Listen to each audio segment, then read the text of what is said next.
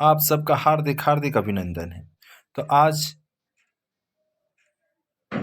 Class 8 के अंतर्गत science का जो फर्स्ट चैप्टर है 1.1 जो कि बल और दबाव, इसका ये दूसरा वीडियो है जिसके कुछ महत्वपूर्ण प्रश्नों को आज हम लोग देखने वाले हैं। तो चलिए उन प्रश्नों से अवगत हुआ जाए। तो यहाँ पर देखिएगा, आपको अति संक्षिप्त तथा संक्षिप्त उत्तरीय प्रश्न इस वीडियो में आपको देखने को मिलेंगे। तो चलिए देखते हैं कि वो महत्वपूर्ण प्रश्न कौन से हैं जो आपके एग्जाम के नज़रिया से बहुत ही खास है।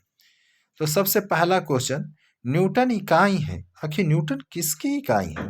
तो न्यूटन बल की इकाई है। यहाँ दिया है कि 1 न्यूटन तथा 1 केजी एफ में क्या संबंध है?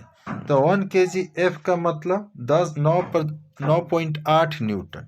ठीक, 1 केजी का मतलब 1 केजी फोर्स यानी बराबर 9.8 न्यूटन हो गया। किसी क्रिया और प्रतिक्रिया एक ही वस्तु पर प्रयुक्त होता है? नहीं। पृथ्वी की सतह में कितनी ऊंचाई तक पानी उठाया जा सकता है? तो 34 फुट तक पानी आप उठा सकते हैं। शहर की जल व्यवस्था किस गुण पर आधारित है? तो जल की समुच्चयशीलता गुण पर। वस्तु का आयतन बढ़ने पर उत्प्लवकता में क्या परिवर्तन होता है? तो वस्तु का आयतन बढ़ने से उत्प्लवकता भी बढ़ता है। वायु दाब कैसे मापा जाता है? तो वायु दाब बैरोमीटर से मापा जाता है। वायु दाब पारे के किस ऊंचे स्तंभ के बराबर होता है? तो 76 सेंटीमीटर। तो अगर आप हमारे इस चैनल पर अगर फर्स्ट टाइम आए हैं तो चैनल को अवश्य सब्सक्राइब कीजिएगा तथा बेल आइकन का जो बटन है उसको आप अवश्य दबा दीजिए, जिससे कोई भी नोटिफिकेशन, चाहे वो आपके एग्जाम से संबंधित हो, साथ ही साथ आपके कक्षा से संबंधित विभिन्न विषयों का हो, उन सभी की जानकारी आप तक सबसे पहले पहुंच सके। तो चलिए अगला प्रश्न देखते हैं। संक्षिप्त उत्तर वाले प्रश्न के अंतर्गत पहला प्रश्न है, घनत्व किसे कहते हैं? तो इकाई आयतन में वस्तु की मात्रा को, यानी इकाई आयतन में वस्तु की मात्रा को घनत्व कहते हैं। घनत्व बराबर क्या आ जाएगा? मात्रा बटा के आयतन। उत्प्लवकता किसे कहते हैं? द्रव और गैस में आंशिक या पूर्ण रूप से किसी वस्तु को डुबाने पर न ऊर्ध्वाधर दिशा में बल लगता है। ठीक, और इसे ही उत्प्लवकता कहते हैं। उत्प्लवकता किस पर निर्भर करती है?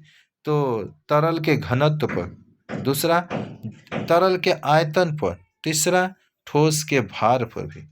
द्रवघात क्या है? द्रव द्वारा वस्तु के ऊपर इकाई क्षेत्र में जो भी बल आरोपित करता है उसे द्रवघात कहते हैं। द्रवघात बराबर दबाव गुने क्षेत्रफल। बांध को नीचे की ओर मोटा क्यों बनाया जाता है? द्रव के आरोपित बल पर द्रव के आरोपित दबाव गहराई बढ़ने से क्या होता है? बढ़ता जाता है। और बांध को नीचे की ओर मोटा बनाया जाता है। जल नीचे की ओर दबाव न डालता है, जिससे कि बांध के टूटने का डर रहता है। नदी की अपेक्षा समुद्र जल में तैरना आसान क्यों होता है?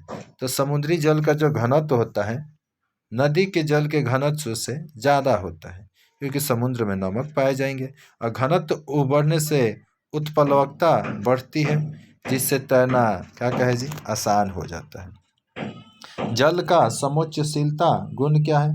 तो जल के समुच्चयशीलता गुण का अर्थ है जल बल का ऊपरी तल का एक समान होना, अर्थात जल का हरेक ऊपरी तल बिंदु ऊंचाई प्राप्ति की पेंदी से समान होता है।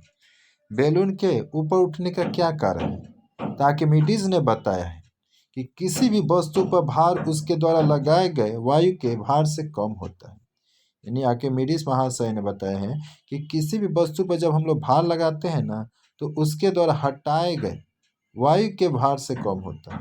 यदि किसी वस्तु को गैस में रखा जाए तो उसका भार उतना ही कम हो जाएगा जितना कि आयतन गैस हटाती है। बैलून इसी सिद्धांत पर तो उड़ता है।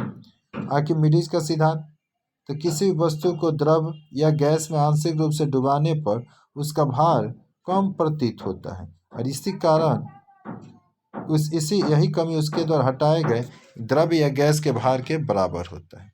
तो इस वीडियो में इतना ही, फिर मिलते हैं किसी नए वीडियो में।